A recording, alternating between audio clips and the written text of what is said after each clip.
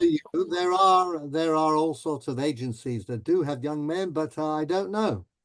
Okay, Anyhow, we have a committee working on it, but good. any lead helps. Okay, thank Anybody you. here like to be a rabbi in Winnipeg?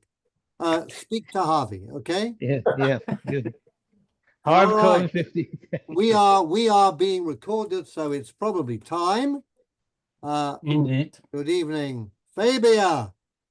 Okay, wow. Good evening. Here in person. Would you like to read? Sure. Yes. Okay. So we will begin with you, as they say in French, ladies first. And we will begin. I have a screen share. Hopefully it'll work. Yes, it will. Okay, here we go. And what we're going to do this evening is one topic, quite quickly. Topic of a chief rabbi. Is there such a thing in Jewish tradition? And the answer I'll give you before we even begin is no. Actually, chief rabbis are not Jewish. They're non-Jewish. Now, I don't mean that they're non-Jews. I mean that the office of the chief rabbi is not a Jewish thing, and it can't be. It's against halakha to have one rabbi who can say, I have authority over other rabbis. Certainly when making halachic decisions, one rabbi is the equal of another rabbi. One bet din is the equal of another bet din, as we say famously in Aramaic, in the Gemara in Bava Batra, beidina batardina la daiki. One bet din has no authority to override or overrule another bet din. You can always go back to your bet din and say, could you please reconsider? You may have gotten it wrong, or I think you didn't take something relevant into account. But there's no official hierarchical instrument for setting up a ranking of Batei Din and saying that one Bet Din enjoys superiority over another Bet Din. The same thing goes for rabbis. And whilst, it's traditional hermeneutic to enjoin Orthodox Jews to stick with one rabbi and follow them, that's a way of shoring up the authority of the local rabbi and getting homogeneous community. What the Talmud says, that if you have a question and you ask your rabbi, and you're not happy with it or you think he's wrong, you can go to another rabbi, provided you tell the other rabbi that you have already asked your rabbi and got an answer. That was just kind of a trade union thing. That the rabbi should know that his colleague has been asked and has given an answer, and you might want to go for maintaining rabbinical authority and keeping the flock in order rather than going for what you think the halakha actually is. And that's not an unusual balance in life, and we have that in this area as well. So what about the chief rabbis that did exist? And let's have a little tour, okay? There certainly were chief rabbis, but let's read. And Fabia, you're beginning line 5, the title chief rabbi. The title chief rabbi is not an authentically Jewish one, nor is there any basis in Jewish law for endowing a particular rabbi with the legal authority to make binding halachic rulings to the exclusion of any other rabbi. Each rabbi and each Beth Din enjoys independence.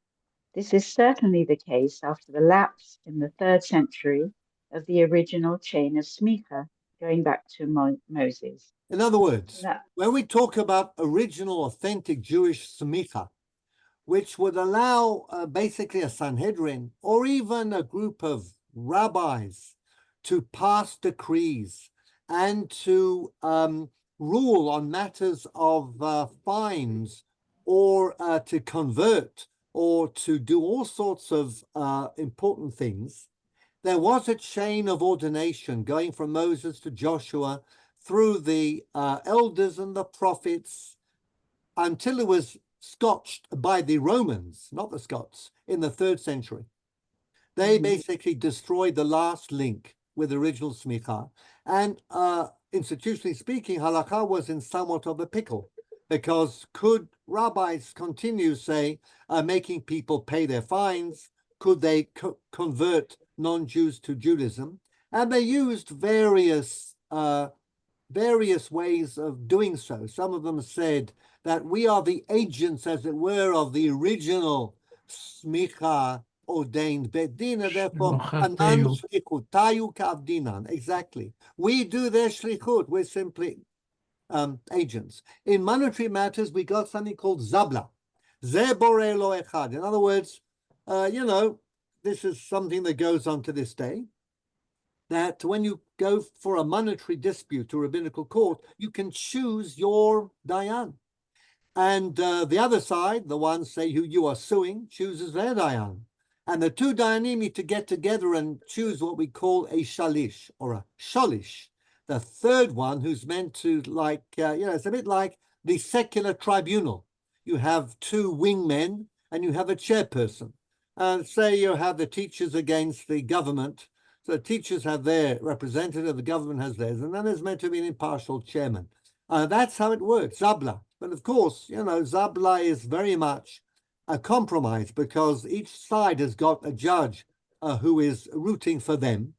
And the Shalish, depending upon how strong or weak he is, has to somehow align these competing and biased views with something close to a halakhic solution. It isn't easy, and the opportunity to be corrupt, unfortunately, is looms large. And anybody who's read Isaac Bashevis, the singer's book, In My Father's House, will remember that his father was plagued by the corruption of the Zabla Bate Din in Warsaw, and he suffered. But these Dayanim who hide themselves out on behalf of the litigants did well. He describes how they had their long cigarette holders. They only smoked the best cigars. They had gold watches. It was unfortunately a recipe for corruption. There was a fight actually in the 17th century and in the 18th as to whether there should be a zabla or a bet din kavua. You could accept, a community could accept, or a group of communities could accept a fixed court. And this court would then have a right to impose its jurisdiction upon plaintiffs in certain circumstances. But it was not quite the same, never got the traction before the 3rd century. So that's what we meant when we read that line about in the 3rd century, the original chain of smicha going back to Moses was broken. And we, as I said, tried to get something going. But it's not quite the same as it once was. And that authority no longer exists. But there were authority figures, but they were really nominal, and they dealt with the non-Jewish authorities. And let's have the next line, please, Fabia. The Nasi. The Nasi, Rish Galuta, and Gaon of the Amorite and post-Talmudic periods did enjoy a special status, but not to the extent of being able to deprive other rabbis of their halakhic decision-making authority. Now, if we think about the Nasi, we think about Rabban Gamliel, okay? Rabban Gamliel was very instrumental in putting Jewish life together, his institutions. He also had 500 students, and they all studied Greek, so they were able to deal diplomatically with the Romans. But he was ousted. When he insulted Rabbi Yoshua on too many occasions, the rabbis ousted him, and then had to share the authority with Rabbi Elazar ben Azariah. The Resh Galuta is a Babylonian figure because of the Aramaic, the head of the exile, very powerful, very rich, but dealt most of the time with the government. And Resh Galuta was famous for being somewhat lax in halakhic matters. The more you hobnob with kings and princes, the less you're likely to remember to daven mincha. Putting this a little facetiously. The Gaon of the American post-Talmudic period certainly had a special status. The Gaonim, as we said when we started this course on the world of the Responsa, regarded as being the primary interpreters of the Babylonian Talmud.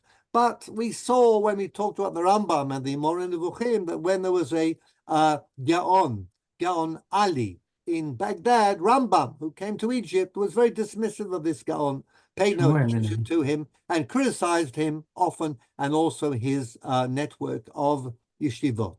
So it's not quite the same thing.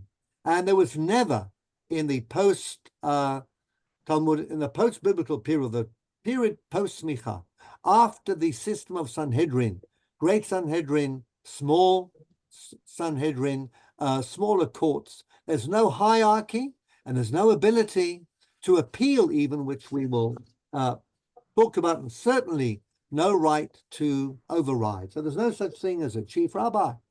Let's have a look. Val, would you like to read or not? Yes, I'll read. Okay, line 11, we'll hear your Geordie accent. The institution of chief rabbi.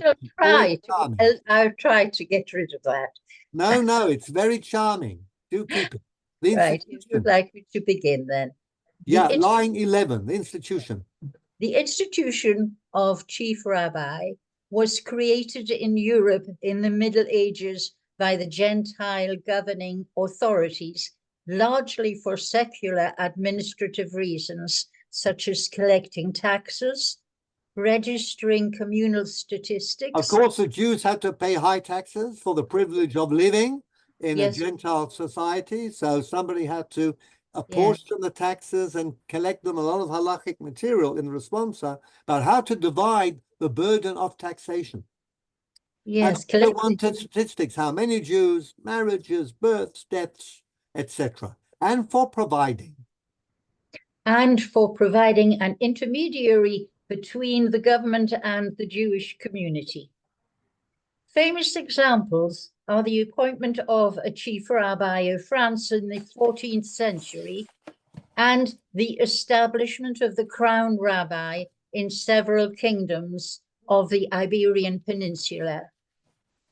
The Rab de la Cote in the kingdom. And you can guess what that means, the court rabbi, okay, in the kingdom of Castile in Spain.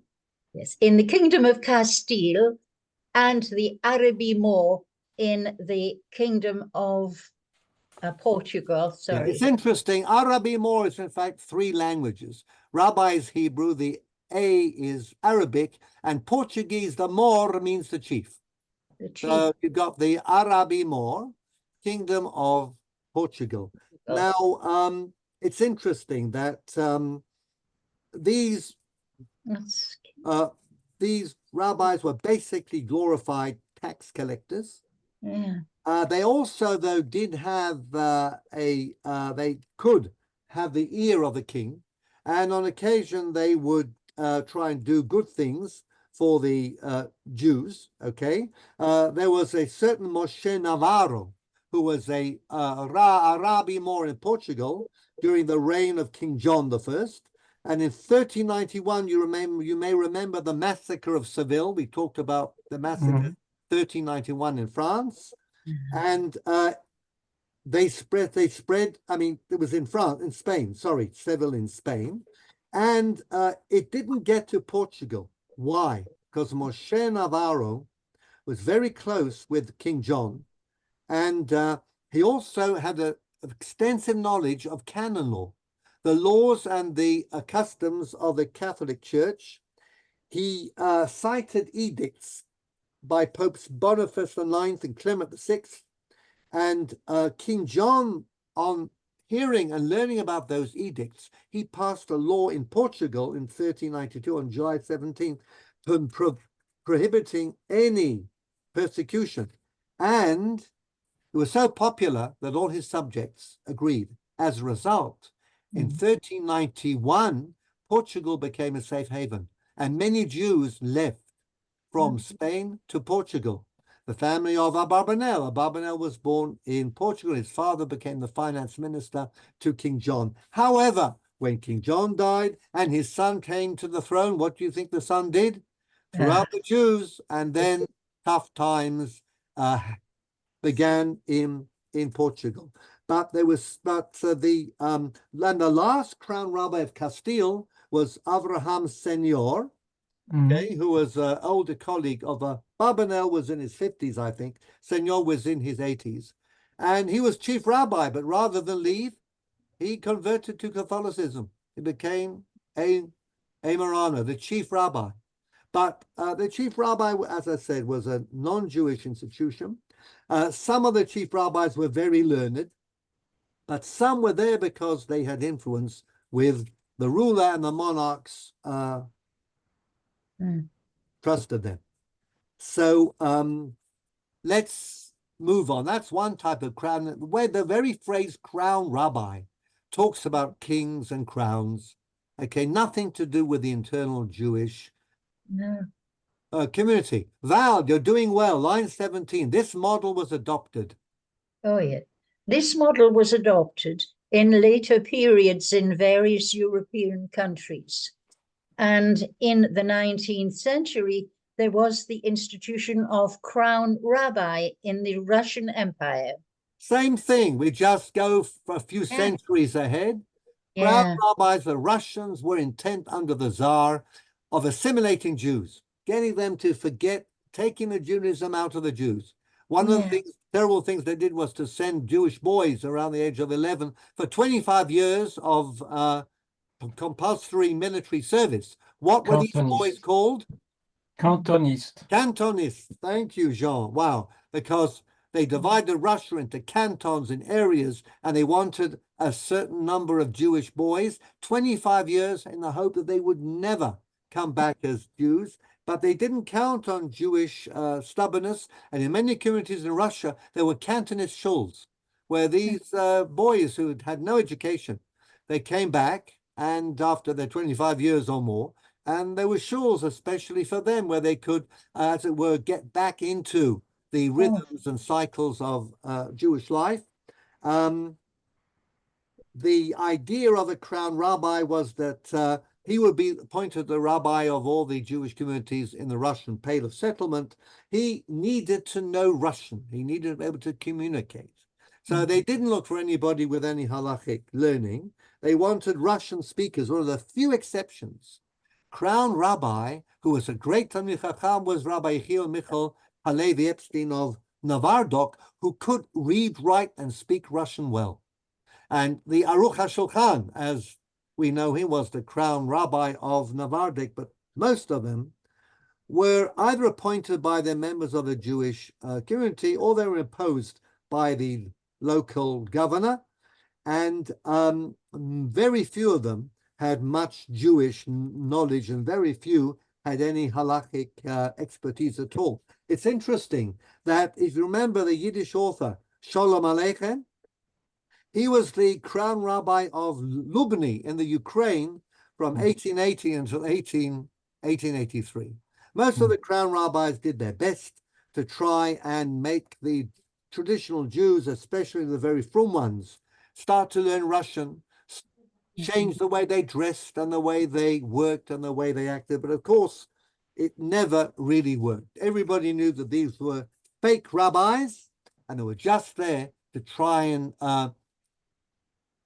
put forward the assimilationist plan of the Tsarist authorities. Yeah, Rabbi. Yeah, wouldn't this be more of a job for my mother used to say Rosh HaKol, the Rosh HaKahal, instead of being a rabbi, because collecting taxes and organizing everybody, and horribly we remember the Warsaw Ghetto and all that, where it wasn't so much of a rabbi than it was the head of the community. Yes. It was. okay. The heads of the community were an internal Jewish appointment. Okay, you always had a Vad, and we think about the Vad Arba Aratzot. They were Shtadlanim in court. They were always committees and Vad, and a Vad that was appointed by the Jews themselves and ran a lot of this stuff. But the non-Jewish authorities, especially the kings and the Russian Empire, and as we've seen in Spain and Portugal, they liked the idea of a rabbi. In other words, the idea was that the Jews would have to respect somebody picked by them, okay? So they wanted, perhaps they were looking at a pope, they were making a comparison. The bishops, of course, were very powerful in medieval Europe. They were politicians, and this kind of model suggested itself to them. There are probably many reasons why they went in for the Rab de la Corte and the Arabi more. The Russians had their own particular agenda, and they took the term. because they found it in Spain and in Portugal. But the idea was to get authority, real authority. As far as they were concerned, the authority was the name, the rabbi. He's the leader. If the rabbi says something, the Jews will do it. Correct, Robert? To pick a fight with the president of the shul, the parnas, the gabbai, you can do that anytime. Okay, Shmuley? But the rabbi, the Rav, well, you know, that's kind of, we have this deference in certain cases. So that's what they banked on, okay? But the Jews wouldn't have a bar of it, okay? Certainly not the Frum Jews. The modernist Jews, like Shalom Aleichem, were quite happy to go along with that because at the same time, Frum Jews were a backlash to the assimilation. Many Jews wanted to reform and to change. So why not change the yeshivot and make them learn Russian? Why did Volozhin close in 1896? Because they were supposed to learn in Russian. Exactly, they were supposed to learn Russian, teach Russian, and they refused. There was, of course, a fight ongoing between Chaim Berlin and Chaim Soloveitchik, and they were almost on the verge of a split. But this was definitely the stick that broke the camel's back. Okay, the straw that broke the camel's back. So there's always this tension going on, and the use of the term rabbi was very important. Okay, the Gentile authorities didn't know much. It's like you can live with another community. You can live with people and they're next to you half a mile, and you know very little about what they are, how they live, their culture, their tradition. So when you're at the top, picking up some type of arrangement to deal with your Jewish community as a Christian Catholic king, you say, okay, let's appoint a chief rabbi, like a bishop or a pope, not knowing that this doesn't exist. The same thing happened, by the way, we're going to talk about that, when the British came along in the 1920s and said, we want a chief rabbi in Palestine. We're happy to let you Jews, Muslims, and Christians run your own family law, okay, and have your own family law courts run along religious lines. But we also want a chief rabbi with whom we can talk, who will keep an eye on the courts and make sure that they retain a patina of English civilization, natural justice, and fairness. But of course, the Jews had a totally different approach. There's no such thing as a chief rabbi. There's no such thing, by the way, as a Supreme Rabbinical Appeals Court. But do we have one in Israel? Yep, we do. How can that be? That is what we're going to talk about at the end of this, and I have to make sure that we get there because time is always against me. But there were two chief rabbis appointed. The British already learned something about Jewish intransigence. They couldn't do with one chief rabbi. Here in Palestine, they needed two. So we had an Ashkenazi, who was Rav Kook, and Rabbi Yaakov Nissim was the Sephardi chief rabbi. We'll talk about them and their rabbinical courts at the end. But I'm going to zero in on two episodes, both of which affect the Rivash. So let's see. We're going down the line. The next person I see is you, Shmuley. So we'll have you read, please, the dispute of the chief rabbinate of France in the 14th century. Berkowitz. The king of France had appointed Mattathias as chief rabbi of France. Mattathias. Yeah. That's what he says. Yeah. Mattathias. And his appointment was received with favor by the local Jewish communities. I'm not sure what Reb Mattisyahu would have said about Mattathias, but there we are. Okay, you get the point. After his death, the king appointed his son Rav Yochanan as chief rabbi, and the appointment was warmly supported by the community. Reb Meir Halevi, who was rabbi and Rosh Yeshiva of Vienna from 1360 to 90, institutionalized what is now known as smicha, namely heter hora'ah. That's permission from a recognized teacher to issue halachic decisions and to open up a yeshiva. So we learned two things here. One, I'll give you a few biographical details. Rabbi Meir Halevi was a halachic heavy hitter. He was born and he learned in Erfurt in Germany from the Bal Haguda, Rav Alexander Suslin Cohen. He was rabbi in Rosh Yeshiva in Frankfurt, and he brought the traditions of Ashkenaz of Germany to Austria. The Maharil was a student, and he's widely cited. As I said, he moved to Vienna. He brought German traditions, which were under attack because of the Germans, as usual, brought them to Austria and set up a flourishing of Jewish learning in Austria. And he introduced something called Heter Hora'ah. As I said, original smicha that went from generation to generation from Moshe until the Tanaim of the 3rd century in Eretz Israel stopped. And what we have is something called Smichat Moreno, which is an Ashkenazi form of smicha. That's the one we use today, which is actually only Heter Hora'ah. It doesn't mean you have any authority, it just gives you permission. It says that you are worthy enough to be able to answer halachic questions, and if you wanted to open up a yeshiva. This type, Shmuli, line 27 at the end, this type. This type of specifically Ashkenazi ordination is also known as Smichat Moreno. So I'm not sure, Jean, if you heard of that term. Yes, the expression skimtem amorain is exactly that. Exactly. Did I hear you say Moraini? Exactly. So Galician origin. Very good. Okay. But that's what it is. It's an Ashkenazi smicha invented by Rabbi Meir Halevi in the 14th century. One of his French. And before that, there was no. No, it was you were advertised and you were known as a Talmud of a very important Rav. Okay.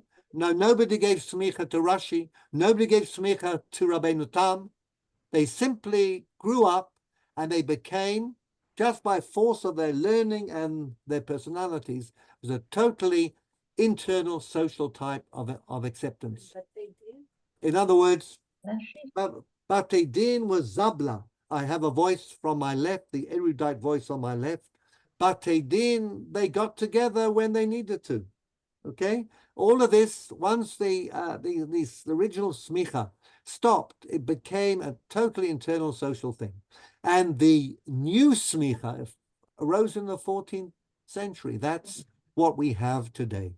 Okay, one of his French musmachim, Rav Isaiah ben Abba Mari of Savoy, convinced Rav Meir Halevi to provide him with a certificate appointing him chief rabbi of France by virtue of his newly minted smicha, and empowering him to declare that henceforth no rabbi in that country was to preside over a get proceeding or to open up a yeshiva without his permission. And this is a political ploy, okay? This French rabbi, who we know very little about, actually, he received Smichat Moreno, Talmud of Rav Meir Halevi, and he gets his mentor, the famous Rabbi Meir Halevi, to write him a letter saying he is an official musmach and he can therefore lord it over all the rabbis in France, none of whom had that type of smicha. Okay, there's a lot to say, but I'm not going to say it. Marcel. Yeah. Yeah. How about line 32, whoever did so? Right, 32. Whoever did so would be put into cherem. And if you did anything without the permission of this Rabbi Yeshayahu ben Abba Mari of Savoy, you'd be put into cherem.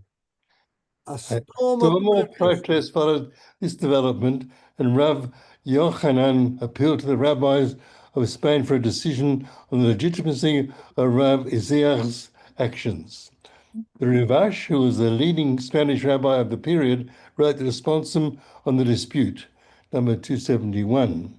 The Rivash explains that the only genuine authority conferring smichot of the type claimed by Rav Isaiah were either the ones granted in an unbroken chain from Moshe, which became defunct by the 3rd century, or later on, the ordinations given by the Nasi in Eretz Israel and the Resh Galuta in Babylon, neither of which existed in the 14th century. Okay, so, and what do we read next? Jack, I can see you up on the screen. Can we have you read from line 2, the sole samicha? And you have to unmute. Thank you, Jack. Right. Line 2, on page 2. The sole smicha. Sole smicha in this period was the Hete Haror. Rivash concludes his discussion of Rabbi Yishai's smicha-driven claim that with all great respect, Rabbi Meir Halevi's empowerment of Rabbi Yishaya Abba Mari to act as chief rabbi of all France was entirely without any basis in halacha. All Rabbi Meir could do was to bind Rabbi Yishaya's close students not to issue independent halakhic rulings or set up yeshivot without his permission. So that's all you can really do. You can influence your own students, and you give them smicha, and you say, look, I want you to pass on difficult questions to me for your first 5 years. One of the famous sayings about smicha in New York was that you got your smicha from whichever yeshiva gave it to you, or Rosh Yeshiva, or whichever smicha empowering rabbi, together with Reb Moshe Feinstein's telephone number. So that if anything was slightly difficult, you would check with a real halachic authority. So that's all you could really do. So this whole thing of chief rabbi of France with powers to put a cherem on anybody who gave a get or who gave decisions without his permission is absolute nonsense. Now, as far as the ceremonial, thank you, Jack. Let's see who's next down. I can see. Avi, would you like to read? But you have to unmute. Unmute. Great. As far as the ceremonial chief rabbinate was concerned, Rivash was in favor of granting Rabbi Yochanan the right to succeed to his father, and as long as he was as God-fearing as him, even if he was not as learned, he had the primary halachic right to the position. Okay, so it's interesting. What the Rivash does in this tshuva, he begins by saying, look, there's no such thing as a chief rabbi. It's not a Jewish thing. It has no, all we have today is the smichat moreno. And, one rabbi who is a mentor can try and bind his students. But that's about as much as he can do. But there was a real dispute, and the king had intervened.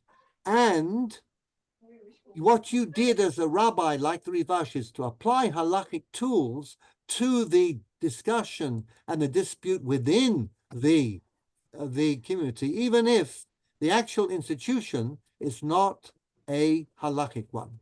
Okay? So let's see. Avi, would you? Yeah, also, once a qualified rabbi has assumed a general leadership role, he is not to be removed from it, even if a more learned rabbi appears on the scene. Now, these are internal rules about the rabbi of a city, the rabbi of a town. The right to succession is, again, a big topic in Jewish law. Does a rabbi have a right to appoint his son as his successor? Is there inheritance in the rabbinate? What happens if he is God-fearing but not as learned as his father? So what the Rivash does, he applies these internal halachic practices, some of which are customs, but they have a halachic basis, to the dispute over who's going to be chief rabbi, Gentile appointed chief rabbi of France. Rivash cites the fact that Rabbi Yochanan had already been accepted by the majority of the French communities. And in fact, at the end of the day, there is democracy here. We ask the communities, who do you want? And there is no heredity in Rabbanus, there is heredity in kingship. But when it comes to the Rabbanut, we know Moshe Rabbeinu, his sons did not succeed him. And he may have liked the idea that one of them would, but God told him very firmly, Yoshua bin Nun ish ruach bo, and it is a meritocracy, not a hereditary appointment. Finally, Rivash rules that since the king had appointed Rabbi Yochanan, the appointment falls under the rubric of Dina de Malchuta Dina, the law of the land is the law. Well, The principle of Dina D'Malchuta Dina is a law that applies in monetary matters. It basically says the Jews have to pay their taxes. They have to contribute to the financial well-being of the country in which they live, and they have to provide support for the proper running of the city in terms of its bridges, roads, sewage systems, health, etc., etc., etc. That's Dina D'Malchuta Dina, cited by Shmuel, the Babylonian Amora. Okay, whether it has anything to do with appointing rabbis is a very moot point, okay? Certainly in any meaningful way. So I can just read one bit. The Ravash, however, did try to press Dina D'Malchuta Dina into service because he understood quite correctly that, historically speaking, the only really important factor here is what the king wants. And the Jews, in order to live in the country in which they were presently residing, had to make the king happy. So the king says, I want him appointed. He has to be appointed. So the Ravash reads that in a halachic, if you like, in halachic style, kosher style. Says, okay, you know what? There's Dina D'Malchuta Dina. V'imana melech, 16, L'malchuto dayan Yisrael she'adin benish la חברו, והוא מומחה ובקיא בדינים שדיניו דין, יכול לחוף בעלי דינים לדון לפניו. He says, you know what, the king appoints someone, and he's expert in the law, perhaps he can create a bet din kavua, that's what he means. And this bet din kavua in a major town with the best rabbis of the period should be able to have some clout. Ulam, but nobody can force himself on the community because of the king's decree. And you'll be punished if you do.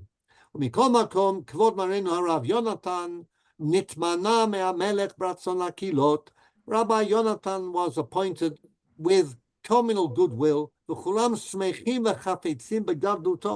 everyone is happy that Rabbi Yonatan is the chief rabbi in quotation marks. Rabbi Yonatan wrote a very strong letter to Rabbi Meir Levi and said, you know what, you're really doing the wrong thing here. Your jumped up student, Rabbi Yeshaya Abba Mari, has come to France. Savoy anyhow is hardly France, it's more Italy, and he's trying to lord it over the rabbis of France, including me. What's going on here? And you should know better. And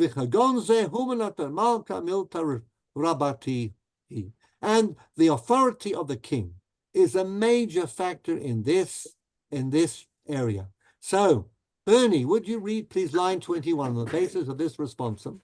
On the basis of this responsum, it may be concluded that Ravash was not opposed to the idea of the consensual appointment of a chief rabbi, mainly as a figurehead.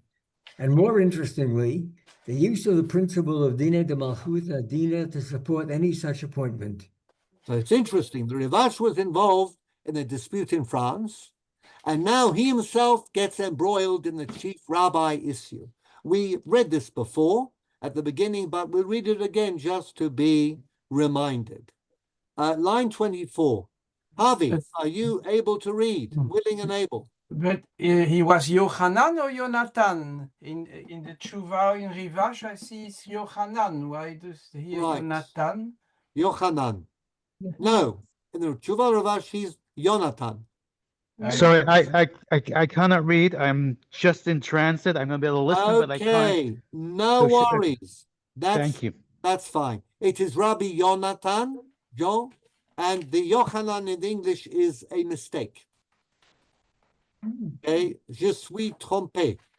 Happens from time to time. Okay. I have here 271, and the in 270, זה תופס הכתב אשר שלח לי בייחוד הרב יוחנן בן הרב מתתיהו נרו. Wow. I must read, the 271 is very long. I will look in the evening what is the name. Right. But I read from a historian, the Dahan, I think it was Yochanan.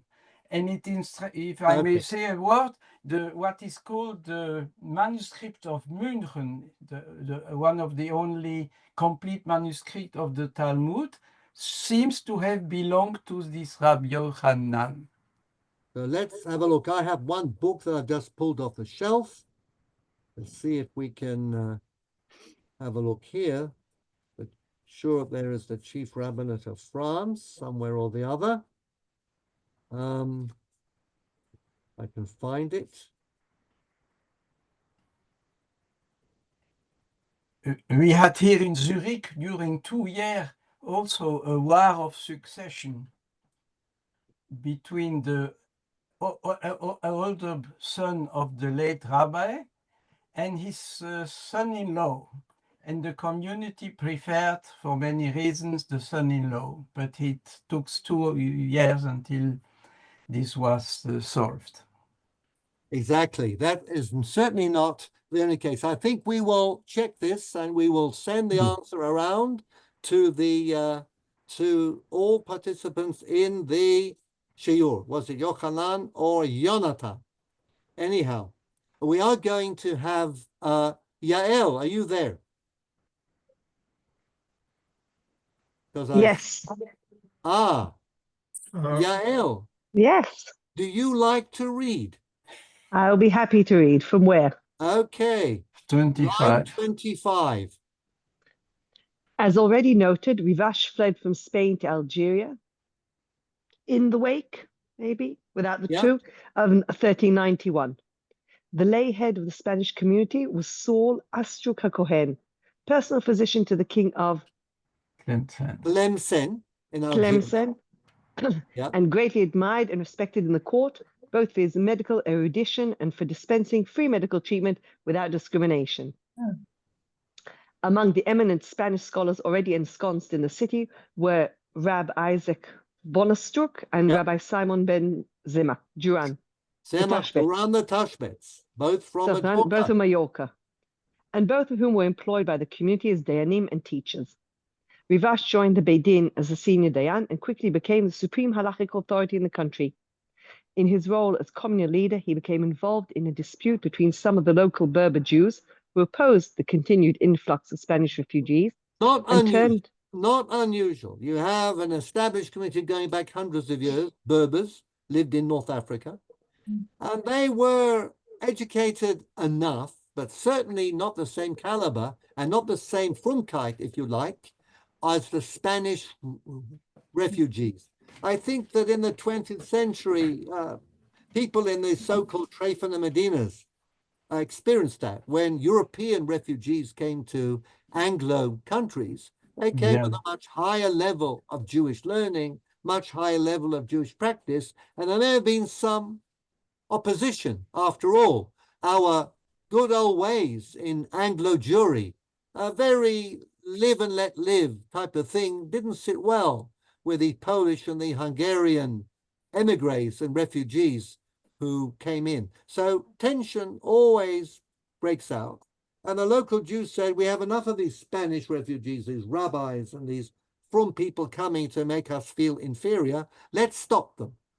So Yael, would you please, from line 34, and turn to the king. And turn to the king in an effort to prevent a boatload of them landing in the port in Algiers. There you are. You know, I mean, life is life. People are people. Jews are Jews fighting each other. Okay, doesn't matter what. Plus ça change. Rivash. Rivash pronounced a cherem against these Jews in order to persuade them to desist from their efforts. But they attempted to frustrate the cherem by passing a communal regulation, takanat kahal, that no rabbi could pronounce a cherem without the permission of the local lay leaders, the ne'emanim, the majority of whom were drawn from their ranks. So this is a pure politics, okay? Some politicians are very good at politics. Let's find a political way of getting our way, okay? So you make one move, we'll make another move. Thank you, Yael. Let's go back up here. Who's next? Val, we'll put you back on, please. Yes. In order to buttress, line 39, the bottom of page 2, in order to buttress. In order to buttress the authority of the Rivash, Saul Astruc HaKohen used his influence with the King king of Tlemcen to Tlemcen. procure the appointment of Rivash as chief rabbi of all the Jewish communities, with the power to control other rabbis and to override the lay leadership of the country. So, Robert Vassal, this goes back to you. The lay leadership, okay, is a Jewish appointed. But when the king appoints the chief rabbi, well, he is supreme.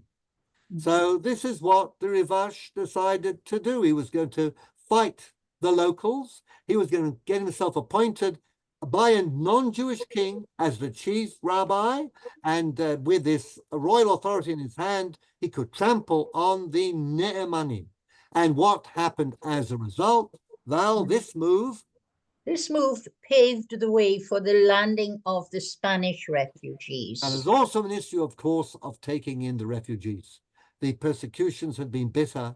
The fact that you survived the sea voyages, being robbed blind, and you actually were alive, and to have them moldering in these ships, not being able to land, was suffering and torture. So the Rivash, both for humanitarian reasons, also for, as I guess, his eyes on how to craft the future of North African Jewry, decided to use the appointment as a tool to get his way and to assert his authority and to be able, as I said, to guide the future of the Jewish communities in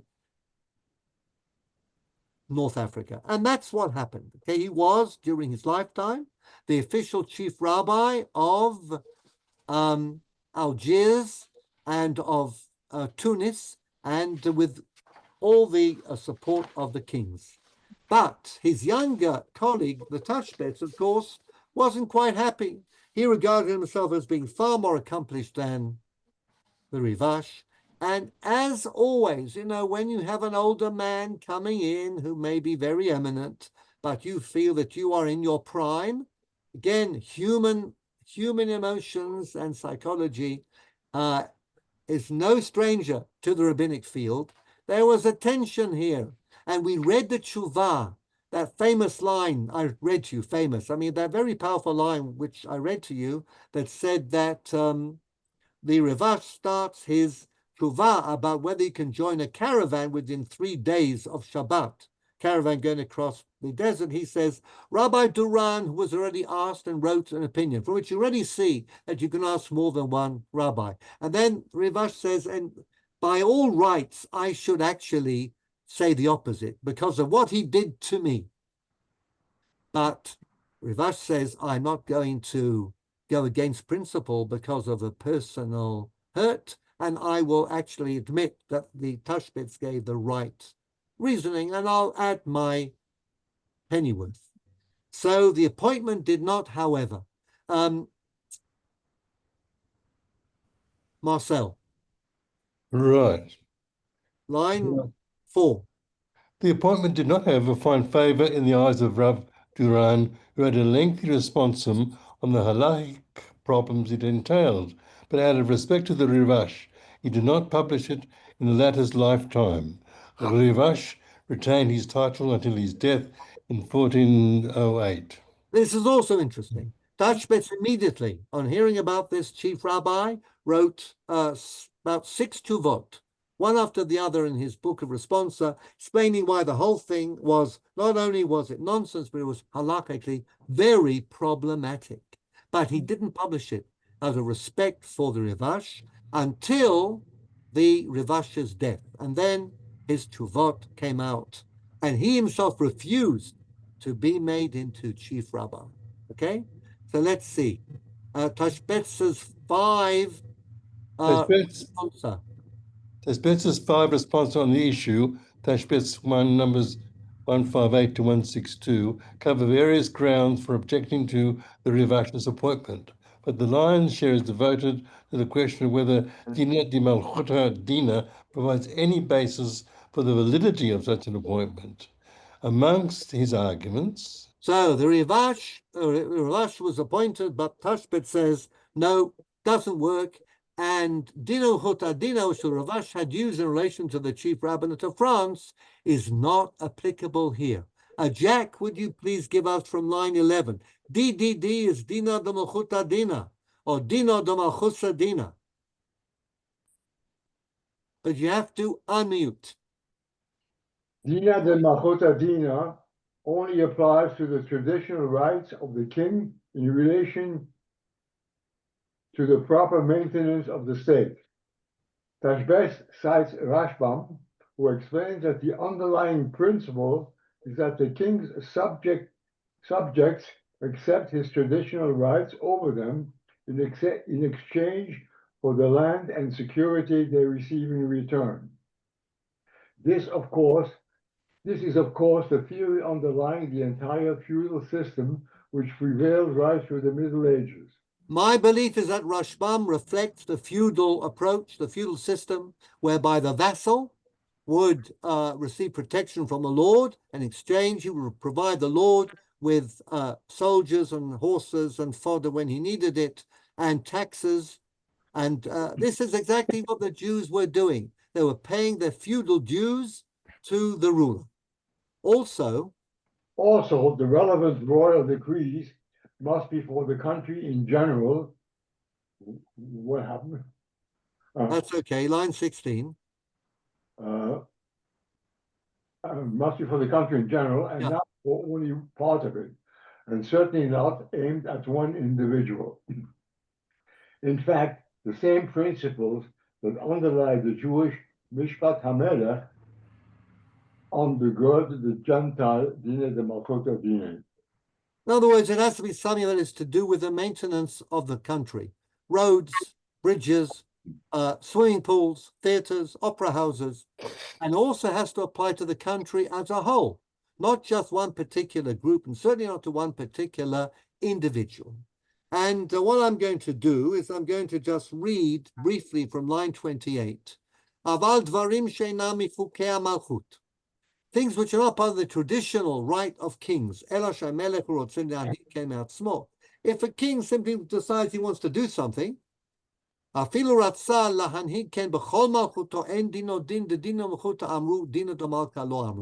is a very important lesson.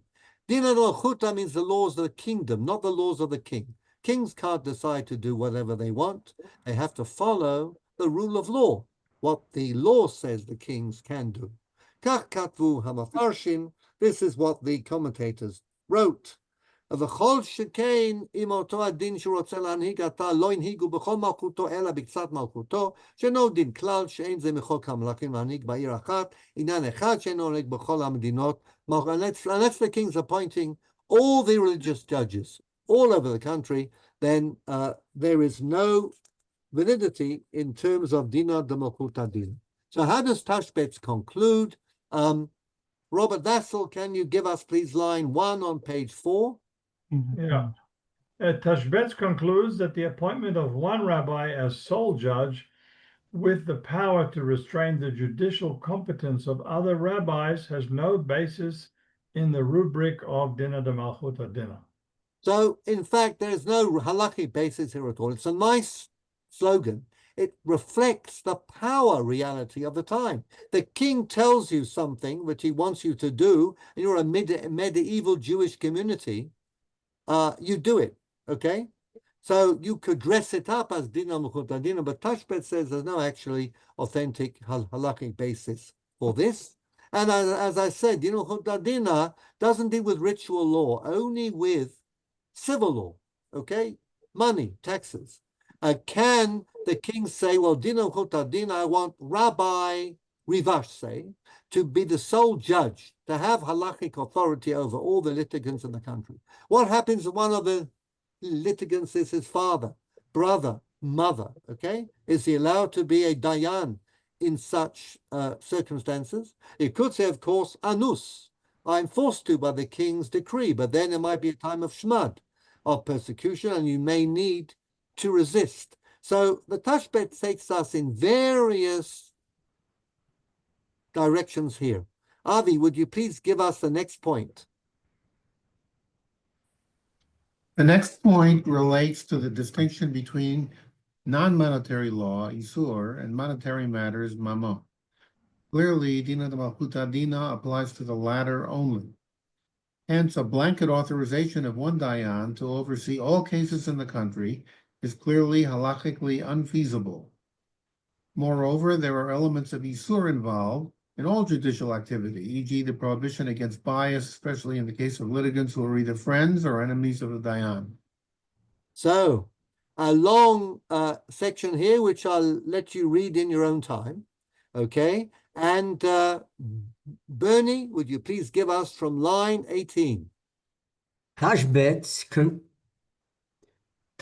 concludes by citing the Tur, Choshen Mishpat Gimel, to the effect that today there is no power conferring smicha, and that royal appointments are irrelevant unless the candidate is willingly accepted by the community at large.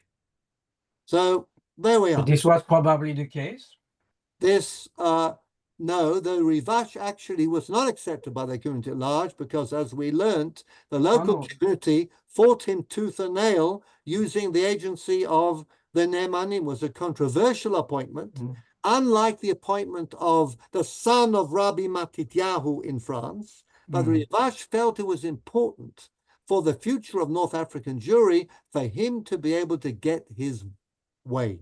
So a little like Rabban Gamliel and famous Sugya Masechet Brachot, sometimes one takes liberties, as it were, in order to ensure the best possible mode of survival for a Jewish community. Whether Rivash was right or wrong, not clear. He certainly saved a boatload of Spanish refugees, and he also made sure that Algeria, Tunisia, North Africa, the Maghreb would remain a friendly place and a warm and a soft landing for Spanish refugees, and also a higher standard of Jewish and halachic life that the Spanish refugees brought.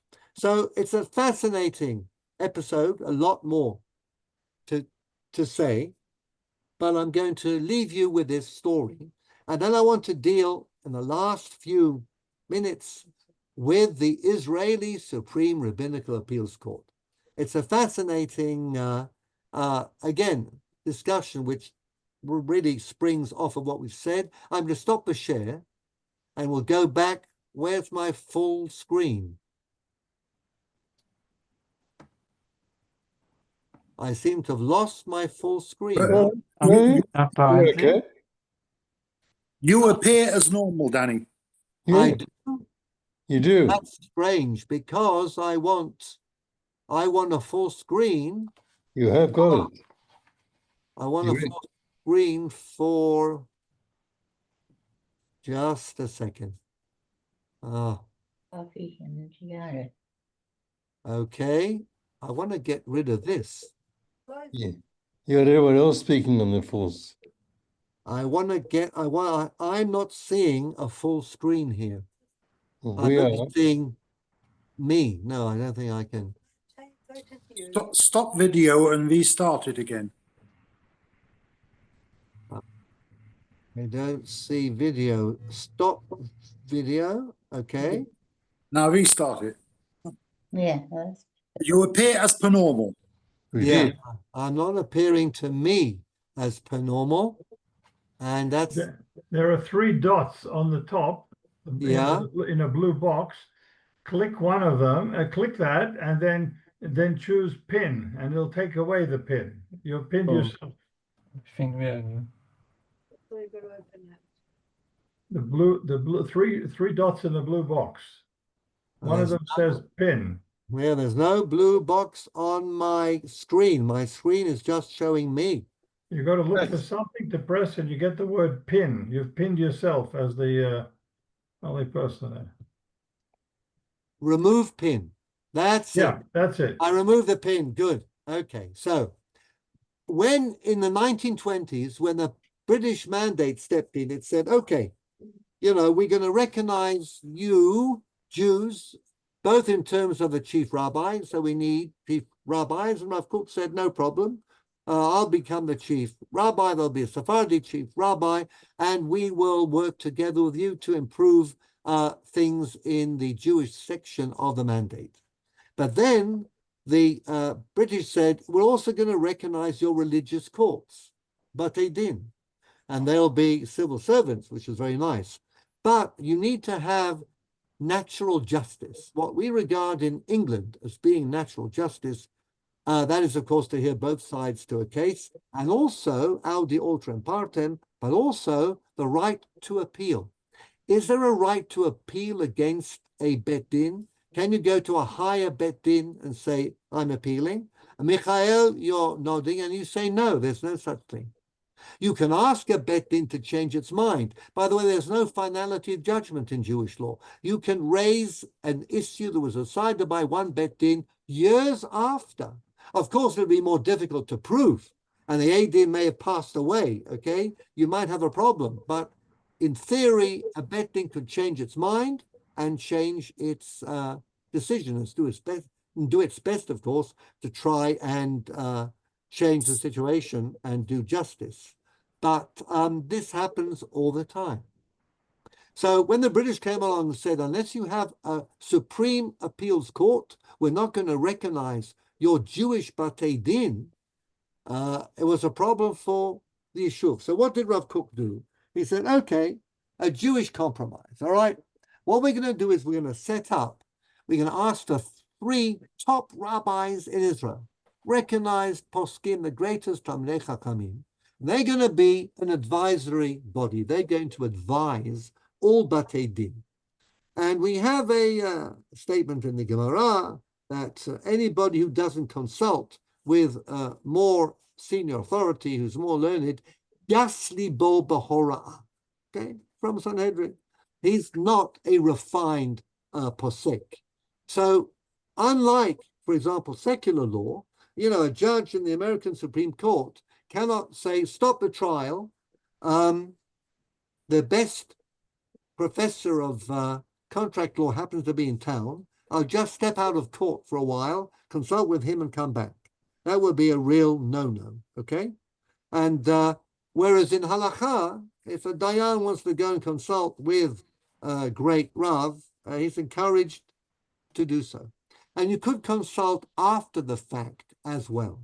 So what Rav Kook does is he says to the British, yes, we're going to appoint a Supreme Rabbinical Appeals Court. British, what do they know? To the Dayanim, he says, we're going to have the greatest poskim of the time sit on a bet din. We're going to call the Supreme Rabbinical Appeals Court, but of course we don't mean it. And it signifies the fact that we have great poskim who will be prepared to accept an appeal and then give us an opinion which we can either reject or accept.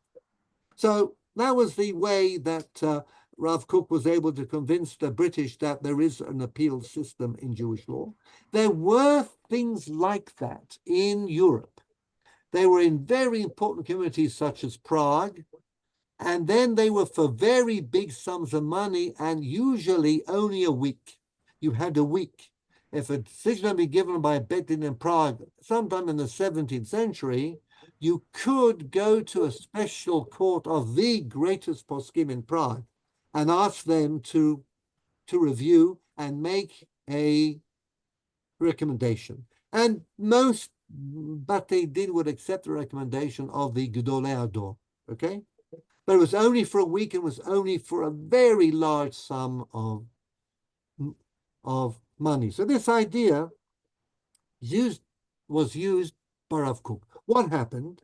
Eventually, there were cases where the district rabbinical courts, this happened both during the mandatory period and after the establishment of the state of Israel, district rabbinical courts, gave a decision. One of the litigants was very unhappy, or say a woman whose get from the United States was not recognized, went off to the Supreme Rabbinical Appeals Court. Supreme Rabbinical Appeals Court said district court is wrong. Usually it was the Yerushalmi district court, and we want you to recognize the get. And the Yerushalmi district court said, no, we won't. We stand by our decision. You, the Supreme Rabbinical Appeals Court, have got it wrong. And in order to, a couple of these cases came up, And eventually, what happened was that Rav Waldenberg, if you remember him, okay, Eliezer of Waldenberg said, actually, it's nothing to do with authority at all.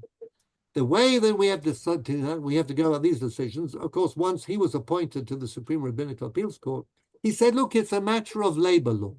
You, Dayanim, signed a contract with the government to be Dayanim on Israeli rabbinical courts. One of the sections in your contract is that you will make yourself bound by the advice of the Supreme Rabbinical Appeals Court. If you don't, you're in breach of contract and you can be fired. And that is what changed. The rabbinical district courts didn't want to be fired. Very cushy jobs, very well paid, very nice conditions. So they all fell into line. And this, of course, is not unique to Jewish judges. Those who remember New Deal and Roosevelt, Avi, I don't know whether you remember A Switch in Time Saved Nine. Robert, you do. When Roosevelt threatened the Supreme Court that if they didn't let his social legislation solve the problems of the Great Depression, he would he would expand the number of judges in the Supreme Court. So a switch in time, they changed their tack. They said, yes, the government can interfere with private enterprise and we can have social legislation in capitalist United States. It's okay to preserve their monopoly over power. So there we are.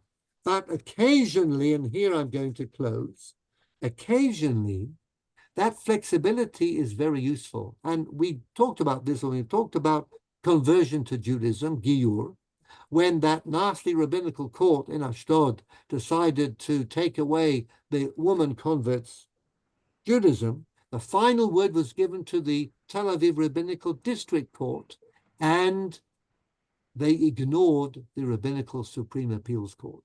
So occasionally it can help. But here we have fascinating historical stuff. The chief rabbi, you know that chief rabbis, in fact, are not a Jewish institution at all. They're a non-Jewish institution. They can be very nice. They can be very useful, but there's no halachic basis for their existence whatsoever. Jean. Sanhedrin שבלשכת הגזית, in a certain sense, was a court of appeal because I could ask the problem and they decide, and the one who didn't accept was Zaken Mamre. I don't think, okay, Jean, it's not appeal. The Sanhedrin, the great Sanhedrin had its jurisdiction. It solved, it did certain cases. Ibur Hashana, important things for the Jewish people. Esrin v'shalosh, dinei nefashot. The thing was that in the great Sanhedrin, all the members had to accept the decision of the majority. Zaken Mamre is only somebody who breaks rank.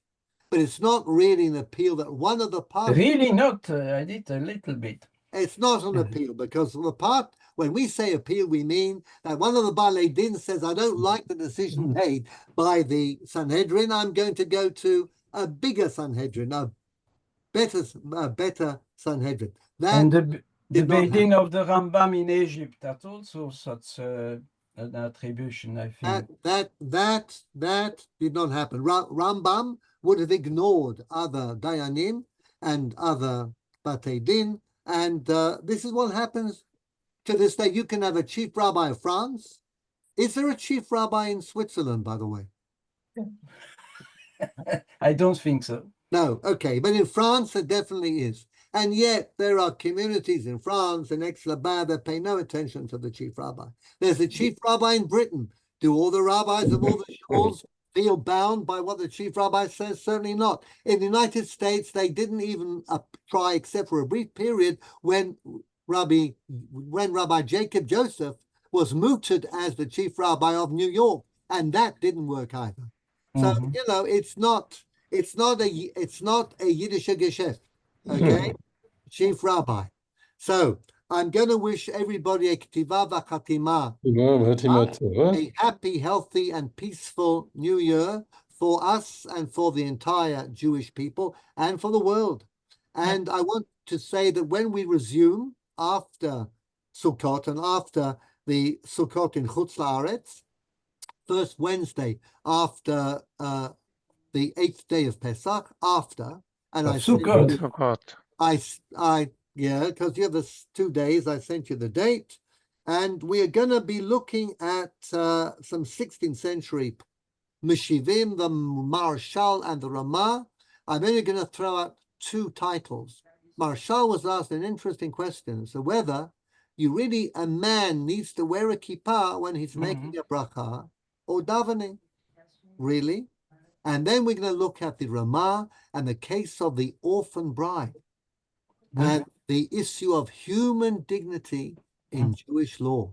All that awaits us. And as I said, the date I sent, 22nd. The 22nd of October will be the next Shiur. So, bon année, a good gebencht Jahr. Shmuley shouldn't go away. The erudite voice on my left wishes to have a conversation. So I'm going to wish everybody all the best. As I said, Shana Tova, Tiva, Tova. And also, we read the Tochacha just before Rosh Hashanah to fulfill Tachel Shana V'Kiluloteha, Patchil Shana U'Birchoteha. May we have a blessed New Year. Bye, Amen. Everybody. Bye. I'm staying on because Robert.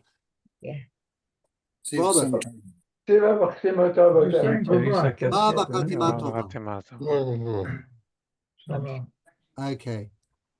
Bye, Val, and bye. Good luck. And happy the family, yes. I sent a message for you. I don't know if you've got it yet. Not yet, but I will open the mail, and good to see and hear you as always. Okay. Bye for now. Bye. Okay. Hi, Shmuley. I'm here. I know, I can see you're here. Question.